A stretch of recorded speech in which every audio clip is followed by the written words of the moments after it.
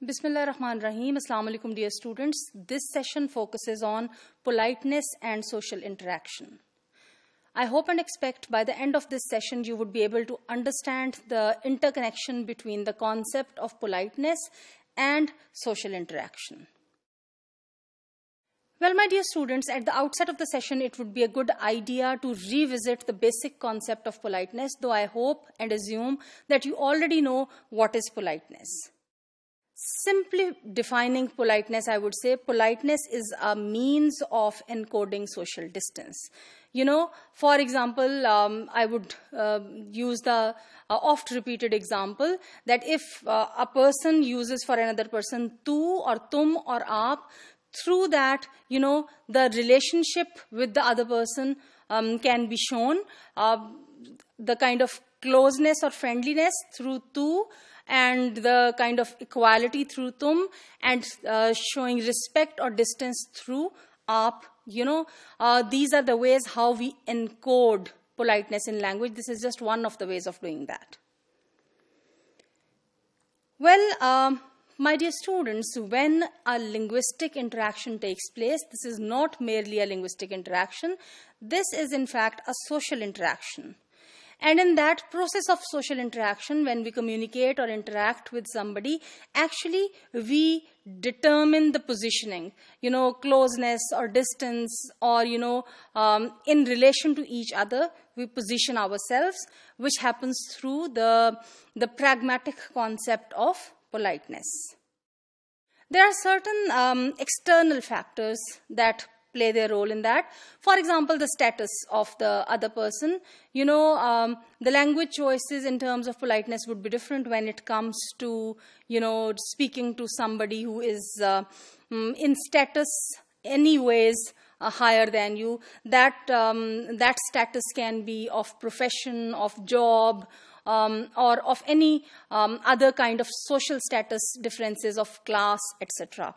The other factor that plays a role is age. When we are talking to our elders, the language choices encode this, age distance in certain ways. And the third important external factor is of power. Being more powerful and being less powerful in the social contexts, or sometimes in the political contexts as well, determines the levels of politeness. I hope you would agree with me that in a lot of social household contexts, in your own context, you would have seen that at your houses, your mothers would be speaking to the maids or to the servants, even if they are older in age, for example, they would be speaking to them, they would be addressing them, for example, as tum.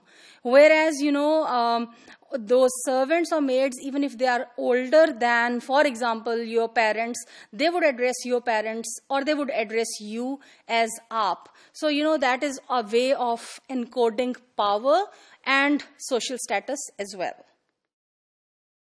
Well, my dear students, alongside these external factors, there are certain internal factors that also operate, and amongst these internal factors are the amount of imposition. Whatever you are saying, how very far you want to impose that, for making it more kind of compulsory for the other person. And the other important internal factor is friendliness. It is possible that people with two different social status, or people with two different age ranges, or people with two different, ranges of power, otherwise, if they are friendly with each other, if they are friends, if they are close to each other, otherwise, this degree of friendliness would reflect in the language choices.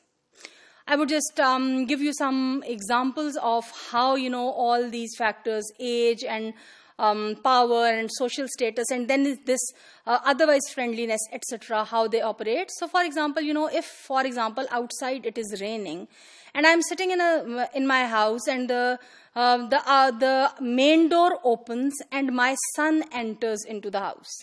As he is entering into the house, because outside it is raining, and probably his feet are muddy. So what I would say is, rub your feet on the mat.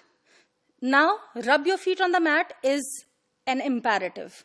It is more like an instruction, a direct instruction. So it's very much okay if I say this to my son. All right, there is relationship and age, where in terms of status as a mother, and then in terms of age also, I am, more privileged, so I can say that. But again, if I'm sitting in the same context and my father, after saying his Asr prayer, is coming back home, is entering the house, and, his feet are also muddy, can I say, rub your feet on the mat? I would have to change my language if I want to say that. Probably I would say, if you could please rub your feet on the rug. It's really muddy outside, or something like that, to make it polite. So, these language choices differ then in terms of all these variables or the relationships, as I have, already mentioned. As far as culture and politeness is concerned, in all cultures, there is a common need to be, polite, because politeness shows your awareness of the face demands of others. When the other is different or distant or is placed, not very close to you, you would show respect or deference, and you would take that as the face of that person. Whereas, somebody who is close, that person's face might be of friendliness. What does it mean? It means that person would expect you to be friendly. Ideas of face and ideas of politeness and use of politeness strategies vary from culture to culture.